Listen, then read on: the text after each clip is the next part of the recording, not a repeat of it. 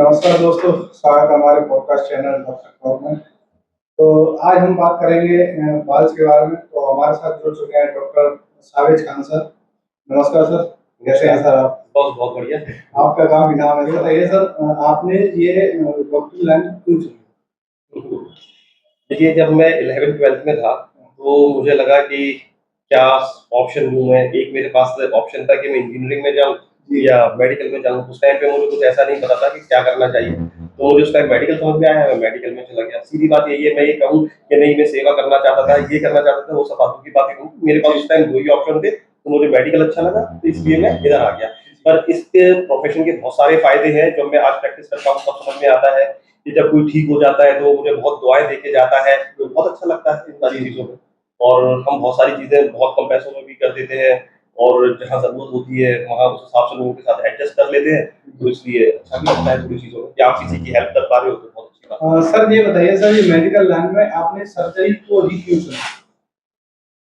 जब मैं एमबीबीएस कर रहा था और हमारी पोस्टिंग लगती थी मेडिसिन में, इंटरनल मेडिसिन में, सर्जरी में और ऑर्थोपेडिक में। तो जो मेरा पैशन था उस टाइम मेरे समझ में जो आया, मुझे धीरे-धीरे सारे वार्ड्स की में जाके, तो मुझे सर्जरी जो है वहीं से एक बार मेरा इंटरेस्ट डेवलप हुआ। तो शुरू के टाइम में वैसे तो क्या है कि एमबीबीएस में सर्जरी करने को नहीं मिलती है, सिर्फ़ आप जाके सिर्फ़ देख सकते हो एक ऑब्जर्वर की तरह। तो मैं जब सर्जरी वार्ड में जाता था, तब वहाँ देखता था कि जैसे हमारे कॉलेज के अंदर परफोरेशन बहुत आया करते थे, तो पेशेंट जो है बहुत सीरियस कंडीशन में आते थे। तो मैं बहुत बार फाइनल ईयर में वॉश हुआ सर के साथ में, वो मेरा सौभाग्य है। वैसे किसी को वॉश नहीं कराते हैं, पर वो जो हमारे एसआर थे वो आगरा के थे, तो उनसे हमारी बहुत अच्छी बनती थी। अच्छा। तो उन्होंने हमें ओटी में परमिट कर दिया करते थे, तो उनके साथ में बहुत बार ओटी में गया फाइनल ईयर के, तब मेरा थोड़ा इंटरेस्ट जो है उसमें डेवलप हुआ और उसी के बाद से ही मैंने डिसाइड कर लिया था कि मुझे सर्जरी ही लेनी है। सर जैसे आजकल लोगों के अंदर एक कॉमन बीमारी हो गई है पाइल्स की, तो उस विषय में आपका क्या है? देखिए, सबसे पहले तो मैं आपको अपने बारे में बताना चाहूँगा। मेरा नाम डॉक्टर शाबिज खान है। मैं मेनली प्रोक्टोलॉजी की प्रैक्टिस करता हूँ। जी।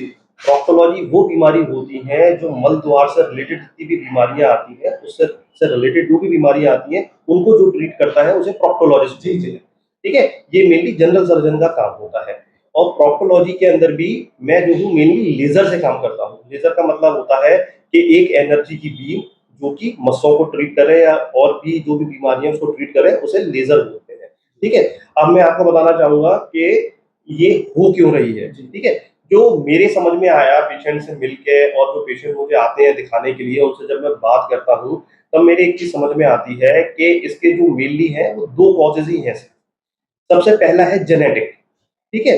जेनेटिक जो है बहुत कम लोगों के अंदर देखा गया है कि जैसे किसी के फादर को है, किसी की मदर को है, भाई-बहनों को है, तो पूरे लोगों के अंदर पूरी उन्हीं लोगों के अंदर जेनेटिकली चली आ रही है। जेनेटिक्स का मतलब ये नहीं है किसी के फादर को प्रॉब्लम होगी तो वो बच्चे में भी 100% आएगी ही आएगी, ऐसा नहीं है। पर प्रोबेबिलिटी ज़्यादा हो जाती है कि वो आएगी। उसके अंदर भी मेनली जो मेन कॉज देखा गया है जेनेटिक वालों के अंदर, उनको जो मेन जेनेटिक प्रॉब्लम होती है वो होती है कॉन्स्टिपेशन की, कब्जी की, जोर लगाने की, लैट्रिन हार्ड आने की। उसकी वजह से ये लोग जो हैं वो पाइल्स डेवलप कर लेते हैं। ठीक है? ये तो पहला कॉज हो गया। दूसरा है लाइफस्टाइल प्रॉब्लम, है ना? लाइफस्टाइल प्रॉब्लम के अंदर भी 4-5 चीजें आ जाती हैं। जो सबसे पहली और मोस्ट कॉमन प्रॉब्लम है आज के टाइम पे, हमारी डाइट। ठीक है? डाइट के अंदर क्या है कि जैसे ही बच्चे का एक्सपोज़र जो है बाहर की दुनिया से होता है, हम 1 साल के बच्चे को भी जैसे ही बाहर लेके जाते हैं, तो वो दुकानों पे, शॉप पे जाता है, तो बड़े-बड़े पैकेट्स टंगे होते हैं दुकानों पे। ठीक है? उनके कलर भी बड़े ब्राइट होते हैं, है ना? जो बच्चों को पसंद आते हैं। ये साइकोलॉजिकल गेम है कंपनीज़ का। तो वो एडवर्टाइज़मेंट का कि लाल कलर का पैकेट है, पीले कलर का पैकेट है, तो वो क्या है कि बच्चों को अट्रैक्ट करता है। साइकोलॉजिकली उनको अपने ऊपर डिपेंडेंट बनाने की कोशिश करी जाती है, जिससे क्या है कि वो बच्चा पैकेट की चीजें खाने लगता है। जब आप पैकेट की चीजें खाओगे तो उनके अंदर वो कितने टाइम के रखे हुए हैं, क्या ड्यूरेशन है, उनके अंदर फाइबर्स की बहुत ज्यादा कमी होती है, जो उनके अंदर नमक ज्यादा होता है, उनके अंदर मिर्च मसाले ज्यादा होते हैं, जिसकी वजह से बच्चों को कब्जी रहने की शिकायत होने लगती है। यही एडल्ट के अंदर है। जैसे ही आपका एक्सपोज़र होता है, आप बाहर पढ़ने जाते हो या आप कहीं जॉब कर रहे होते हो, वहाँ आपको घर का खाना नहीं मिलता है। बिल्कुल। मेनली आप होटल के खाने खाते हो, तो वहाँ पर जो रोटी मिलती है, वो मैदा से बनी हुई होती है, उसके अंदर फाइबर बहुत कम है। जब आप दिन भर भाग-दौड़ कर रहे हो, फील्ड वर्क कर रहे हो, आप पानी कम पी रहे हो, आपके अंदर पानी की कमी हो जाती है, तो लैट्रिन जो है वो आपको हार्ड आएगी, स्टूल जो है वो आपको हार्ड आएगा। यही सबसे बड़ी प्रॉब्लम है जो पाइल्स कॉज़ कर जो कि आगे चल के पाइल्स डेवलप होते हैं। तीसरा जो सबसे बड़ी मुसीबत आज के टाइम पे आ गई है वो है मोबाइल, जो कि आजकल 90% लोगों के हाथ में है। बिल्कुल। लोग आजकल क्या करने लगे हैं कि जब भी स्कूल पास करने जा रहे हैं या फ्रेश होने जा रहे हैं, वो मोबाइल ले जाएँगे, इंस्टाग्राम पे स्क्रॉलिंग करते रहेंगे। जो काम 2 मिनट में होने वाला है, उसमें 15 से 20 मिनट लग रहे हैं। ठीक है? तो ये जब 15 से 20 मिनट तक एक कॉट पे बैठ के आप ज़ोर लगाओगे, तो जो नसों के खून के गुच्छे होते हैं, जिन्हें हम हीमोरॉइडल वेन्स बोलते हैं, उनके अंदर एक कंटीन्यूअस प्रेशर लगता है, जोर लगता है, उनके अंदर धीरे-धीरे करके सूजन आने लगती है और उसी सूजन को हम आगे चल के पाइल्स के रूप में वो डेवलप हो जाती है।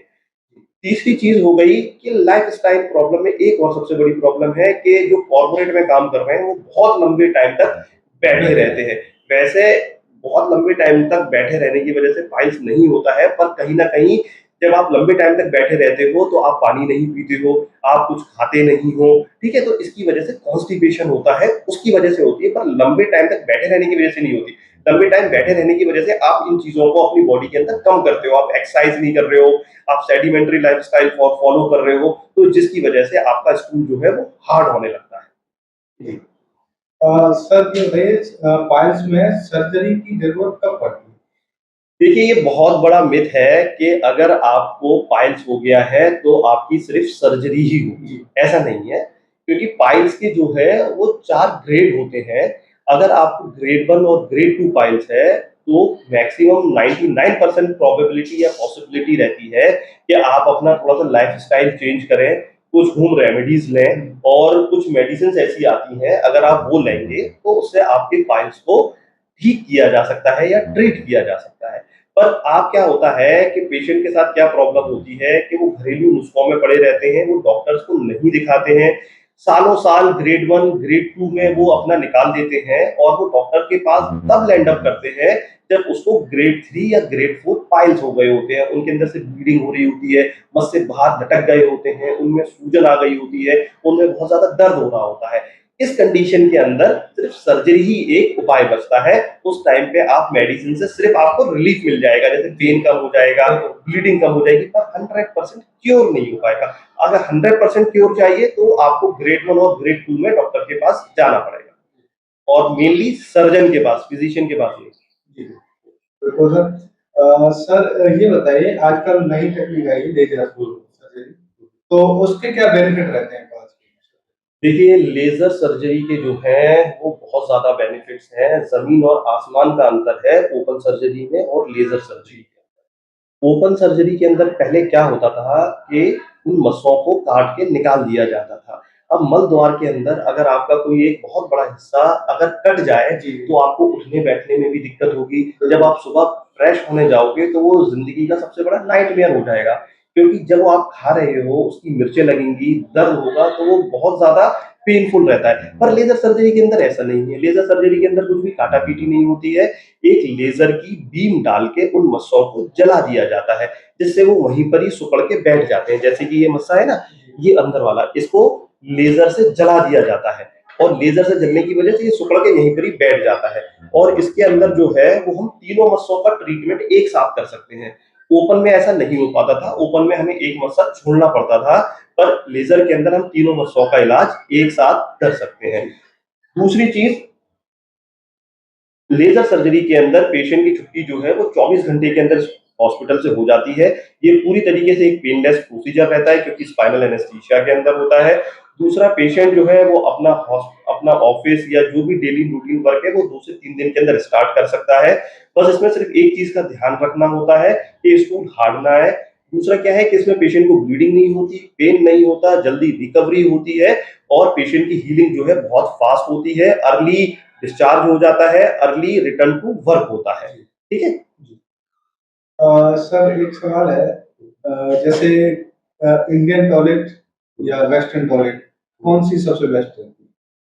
देखिए, ये तो अपनी पर्सनल चॉइस है और अगर साइंटिफिकली देखा जाए तो इंडियन टॉयलेट जो है वो बेस्ट है, क्योंकि उसके अंदर जो पोज़ीशन जो होती है वो स्टूल पास करने की, वो एक अच्छी पोज़ीशन बन पाती है, जो कि वेस्टर्न टॉयलेट में नहीं बन पाती है।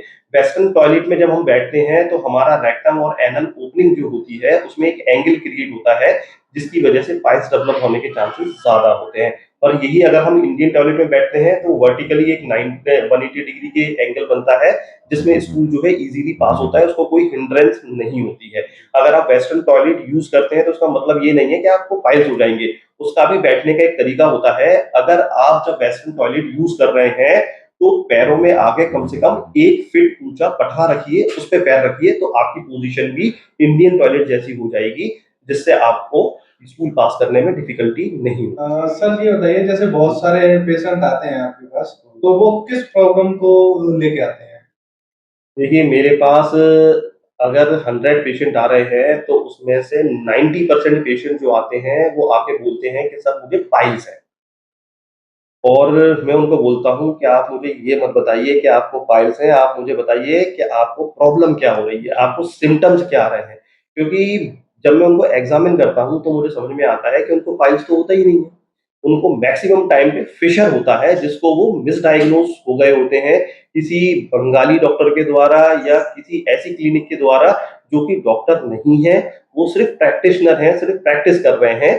तो वो लोग उनको पाइल्स बता देते हैं और वो पाइल्स का ट्रीटमेंट लेते रहते हैं, पर उन लोगों को पाइल्स नहीं होता। तो आज मैं अमित जी के माध्यम से आपको बताना चाहता हूँ कि उनको हम डिफरेंशिएट कैसे करें कि आपको पाइल्स है या फिशर है। देखिए, पाइल्स के पेशेंट को कभी भी पेन नहीं होता है अनलेस अनटिल वो ग्रेड 4 में ना पहुंच जाए। ठीक है, पाइल्स का पेशेंट हमेशा पेनलेस होगा, उसको स्टूल करने में थोड़ी सी डिफिकल्टी होगी पर उसको ब्लीडिंग होगी। और वही अगर आप फिशर के पेशेंट हैं तो आपको स्टूल पास करना मॉर्निंग में आपके लिए नाइटमेयर जैसा होगा। आपको ऐसा लगेगा कि भगवान आज मुझे उठा ले, मुझे बहुत दर्द हो रहा है, आज ही मैं आपको आके दिखा दूंगा। ठीक है, इतना ज्यादा पेन होता है फिशर वाले पेशेंट को। तो फिशर में और पाइल्स में यही डिफरेंस है, क्योंकि फिशर के अंदर पेन होता है और पाइल्स के अंदर पेन नहीं होता। फिशर के अंदर एक आध बूंद ब्लड आ सकता है, इसका मतलब ये नहीं है कि आपको पाइल्स हो गया है। ठीक है, तीसरी बीमारी होती है इसी वाले एरिया की, जिसको बोलते हैं भगंदर और अंग्रेजी में इसको फिस्टुला इन एनो बोलते हैं। इसके अंदर थोड़ा थोड़ा पस जो है वो रिश्ता रहता है और आपका अंडरवियर गंदा होता है। किसी को इसमें पेन होता है, किसी को इसमें पेन नहीं होता है, पर तीनों ही बीमारियों का ट्रीटमेंट जो है वो सर्जिकल है। पाइल्स में ग्रेड 1 ग्रेड 2 में मेडिसिन से ठीक हो जाते हैं। फिशर में अगर आप अर्ली स्टेज में हमारे पास आते हैं तो आप मेडिसिन से ठीक हो जाएंगे, मगर अगर आप मेरे पास 6 या 7 महीने बाद आ रहे हैं तो आपको सर्जरी करानी पड़ेगी। आपने बताया कि कॉन्स्टिपेशन की वजह से बाल्स होते हैं, तो उसके लिए पेशेंट को क्या करना चाहिए कि जिससे कि कॉन्स्टिपेशन पेशेंट को ना हो? देखिए, आपने बड़ा अच्छा क्वेश्चन पूछा, क्योंकि पेशेंट जितने भी पेशेंट मेरे पास आते हैं उन सबकी एक ही समस्या रहती है कि हमारा पेट जो है वो अच्छे से साफ नहीं होता है।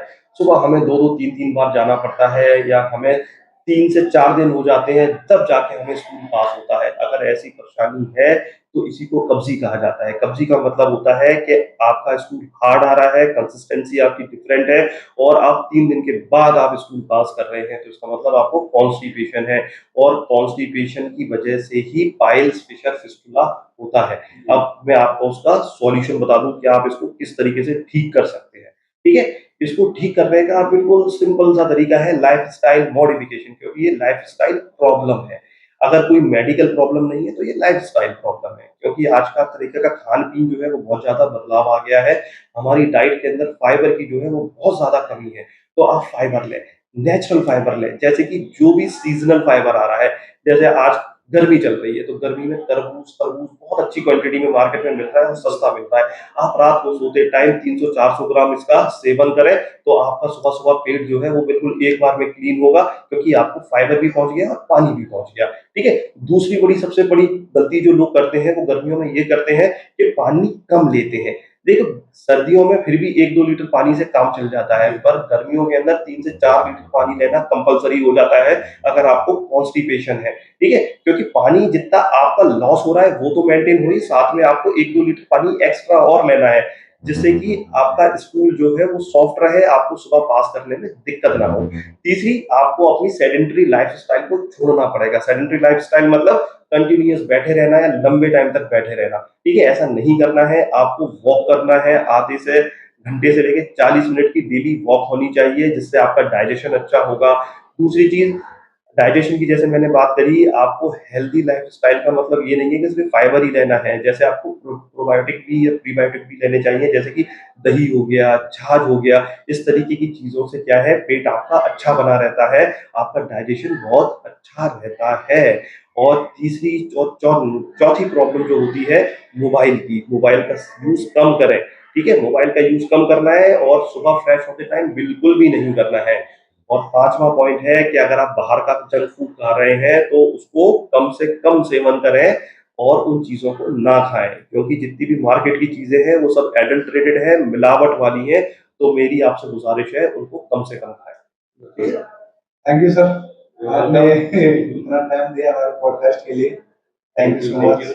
आप मेरे पास आए, मुझे बहुत अच्छा लगा, ठीक है? जी। और मैं कामनाएँ करता हूँ कि इनका पॉडकास्ट चैनल अच्छे से चले और सारे डॉक्टर्स के पास जाइए आप, सबको करिए, क्योंकि जिससे इससे लोगों के अंदर अवेयरनेस बढ़ेगी, बिल्कुल। लोग डॉक्टर को भी पहचानेंगे, पर साथ-साथ में इससे जो एक डॉक्टर अपना पॉइंट रखना चाहता है, वो नहीं रख पाता है। पर इस तरीके के पॉडकास्ट चैनल से क्या होता है कि पेशेंट की अवेयरनेस के लिए हम काम कर पाते हैं, पर हम अपने बिज़ी शेड्यूल में ये सारी चीज़ें नहीं कर पाते हैं। पर आप जैसा कोई समझदार इंसान आ जाता है, तो क्या है कि हम ये सारे काम कर पाते हैं। अब मुझे तो सिर्फ अपना आधा घंटा देना पड़ा, पर आपको इसमें बहुत मेहनत करनी है। बहुत है सर। चलिए, बहुत कांग्रेचुलेशन। आधा घंटा देना आपके लिए sir. Thank you so much. Thank you sir. ये बताइए सर, जैसे आपसे कंसल्ट करना हो, हुँ। तो पेशेंट को कहाँ आना पड़ेगा? आप देखिए, अगर आप मुझसे कंसल्ट करना चाहते हैं, तो मैं एडवांस केयर हॉस्पिटल, शहीद नगर, आगरा में अपनी सर्विसेज़ देता हूँ। आप यहाँ पर आके मुझसे मिल सकते हैं।